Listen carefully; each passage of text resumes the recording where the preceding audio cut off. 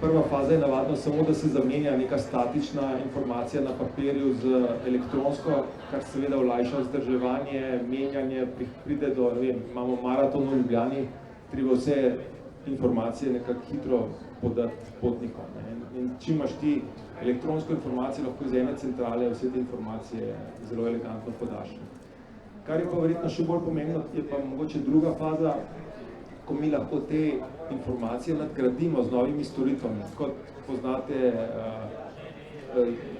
točen čas prihoda naslednjega avtobusa, ali pa da povemo, koliko je poln naslednji avtobus, lahko na te prikazovalnike damo neke varnostne informacije, ne vem, nek otrok izgubljen ali pa neke druge varnostne informacije.